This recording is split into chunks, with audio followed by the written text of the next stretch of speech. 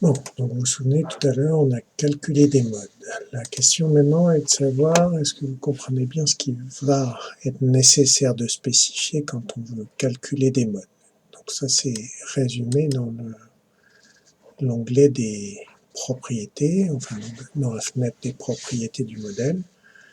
Donc on voit qu'on a un premier onglet qui donne des nœuds, 14 000 nœuds, des éléments, donc des triacis, des éléments triangulaires. Quand je regarde mon maillage, je vois que j'ai des formes triangulaires. Alors peut-être pourquoi 6 nœuds, j'ai que 3 sommets à un triangle, mais pour avoir des éléments de bonne qualité, je vous ai dit qu'on faisait souvent des éléments quadratiques, et donc ici on va mettre des nœuds au milieu des arêtes. Des tétradis, ça c'est pour les deux petites pièces volumiques que j'ai mis dans le modèle. J'essaye ensuite de faire le lien avec ce que j'ai vu en cours sur le côté géométrie. Le deuxième aspect, c'est la formulation, les choix de formulation. Alors là, c'est dans un léger désordre.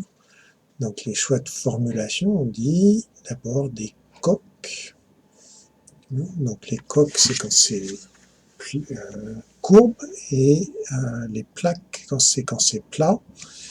Donc si je regarde mon maillage ici, je me rends compte que c'est plat à un certain nombre d'endroits, mais j'ai des rayons de courbure, donc c'est vraiment des coques.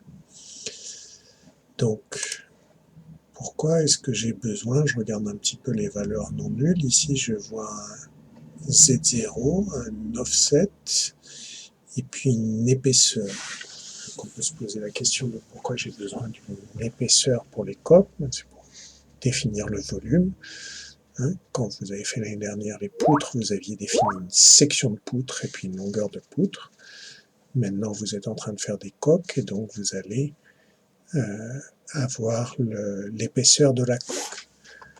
Pour les volumes, on voit que j'ai un terme non nul qui est integration rule. Donc, qu'est-ce que c'est qu'une règle d'intégration? C'est ce que vous avez revu dans le TD 7.8 ou que j'ai dit en cours. C'est la manière de calculer les intégrales. C'est assez important de vous rendre compte que c'est un choix d'ingénieur, qu'il y a toujours une valeur par défaut. Le moins 3 ici signifie la valeur par défaut dans ce logiciel-là. Mais de manière générale, c'est à vous de choisir la manière de faire l'intégration. Donc j'ai défini des éléments, ça fait ma géométrie. J'ai choisi des formulations d'équations. Qu'est-ce qui va me manquer ensuite pour vraiment faire des calculs de mode? C'est les propriétés matériaux. Donc là, on peut se poser la question de quelles propriétés j'ai besoin. Et là, c'est important de se poser la question de qu'est-ce qu'on calcule. Donc, pour le calcul des modes, on a dit en cours qu'il fallait les matrices de masse et de raideur. Donc pour la masse, je vais avoir besoin de la densité volumique, et pour la raideur, les propriétés élastiques, donc E nu et le coefficient de cisaillement, même si en général c'est G égale E sur 2 facteurs de 1 plus nu. Alors si c'était en bois, il faudrait rajouter des petits détails, c'est que le bois est un matériau orthotrope, donc il y a plus de modules. Et là, vous voyez des quantités qui ne sont pas définies. L'état, c'est une quantité d'amortissement. Et puis des quantités thermiques. Si je m'intéressais au fait que le frein chauffe quand il freine, ça deviendrait important. Mais si c'est juste pour un calcul de mode, ce n'est pas nécessaire. De la même manière, des propriétés tout à fait importantes, type limite d'élasticité, n'ont pas d'intérêt quand on calcule des modes, puisque n'intervient pas la limite d'élasticité dans le calcul de mode. Donc j'ai une géométrie, les équations, les propriétés matériaux, je sais ce qui se passe à l'intérieur, et qu'est-ce qu'on doit rajouter de supplémentaire? Des conditions limites. Donc il faut que je parte à la pêche dans mon logiciel des conditions limites. Alors là, je passe cet onglet-là qui me donnait des informations complémentaires, et j'arrive ici sur cases, qui est les conditions limites. Alors, MPC en anglais, ça veut dire Multiple Point Constraint. Donc, maintenant que j'ai cliqué sur ma MPC, je vais zoomer un petit peu et je vois ici, sur un mode, la MPC, c'est des points rouges qui sont sur la pièce du haut, qui sont connectés par des petits traits jaunes sur la pièce du dessous. Pourquoi est-ce que j'ai besoin d'une connexion à cet endroit-là? Ma CAO donne un plateau, un espaceur, un guide câble, 3 pièces complètement distinctes. Je dois dire au logiciel que ces 3 pièces sont connectées entre elles par les rivets qui n'ont pas été représentés ici. Donc là, le rivet il va empêcher le décollement, on va dire qu'il y a contact, puis il va exercer une force suffisante pour que ça ne glisse pas. Donc on a un contact adhérent, et à ce moment-là, un contact adhérent, c'est ce qu'on appelle une liaison parfaite. Il ne s'agit pas d'un encastrement, puisque les 2 pièces peuvent bouger. Si j'anime, je vais voir ma pièce qui bouge.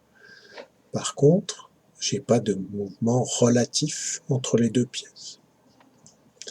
Donc les choses qu'on vous dit en cours et en TD, une géométrie, des équations, des conditions limites, on ne vous le dit pas forcément parce que vous devrez résoudre systématiquement ça, mais pour que vous ayez ce raisonnement-là au niveau de la gestion d'un modèle élément fini. Donc maintenant, je reviens au fait que j'ai des modes. Comment est-ce que j'arrive à un transfert? Donc là, je vous mets un petit morceau de code dans lequel on rajoute les données supplémentaires pour calculer un transfert. Donc, qu'est-ce que ça va être que damp? Alors, en anglais, damp, c'est damping, amortissement. In, entrée, l'endroit où je vais appliquer ma force. Out, sortie, l'endroit où je vais regarder ma réponse. Alors 23 199.03, qu'est-ce que ça peut vouloir dire? Ça va être le numéro du nœud, pour désigner un endroit dans un modèle élément fini. On prend un nœud spécifique. Et le 03, c'est l'orientation.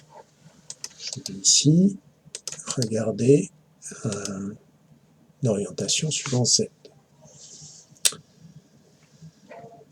Donc, un amortissement que j'aurais pu déterminer expérimentalement. On pourrait me dire quelle est la valeur que l'on avait vue dans la première partie. Une entrée, des sorties, ça va, je donne ensuite des fréquences et je vais pouvoir calculer mon transfert. Donc c'est les fréquences que j'ai choisies. Je vois des lignes verticales qui correspondent aux différentes fréquences de résonance. J'ai une entrée, 4 sorties, j'ai 4 courbes. Alors j'ai zoomé sur les 2 premières résonances, donc j'essaie de voir ici un mode à 400 Hz, un pic à 400 Hz, un mode à 440 et des brouettes, et je vois effectivement un mode à 445. Alors je me dis, tiens, le pic à 445, il est plus élevé que le pic à 400. Est-ce que j'arrive à comprendre pourquoi en regardant la forme du mode? Donc je regarde la forme du mode et vous voyez qu'au niveau des croix rouges, ça passe du rouge au bleu. Mon animation avec une couleur qui est proportionnelle à Z passe du rouge au bleu. Et donc j'ai une grande amplitude, je vois bien le pic. Je prends le mode d'avant, et là ça reste dans les verts, l'amplitude est beaucoup plus faible, et donc dans mon transfert, je vois pas beaucoup les pics. Alors, en quoi c'est important d'avoir choisi tel ou tel capteur? Ici, les croix rouges, elles ont été mises à cet endroit-là, qui correspond à un endroit où on a des câbles. Si vous avez un mouvement vertical des câbles, la gaine des câbles est susceptible de sauter. Et si elle saute, au moment où elle retouche, ça fait un impact, et donc ça va faire du bruit. Et on avait effectivement sur ce frein-là un problème sur route où on entendait des bruits d'impact associés au câble. Alors, ce mode-là est problématique. Si je regarde le mode précédent, donc là j'ai un mouvement plutôt horizontal, donc je me dis, tiens, ça c'est un mode qui n'a pas d'importance du point de vue du bruit de câble. Par contre, je vais le regarder avec une vue différente, je le regarde d'au-dessus.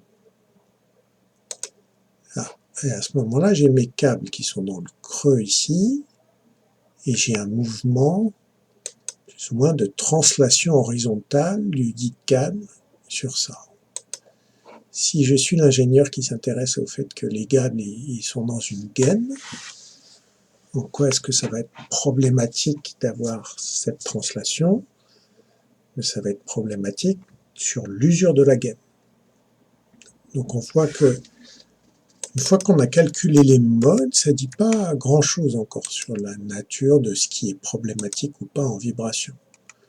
Je vais devoir spécifier des déplacements spécifiques qui m'intéressent.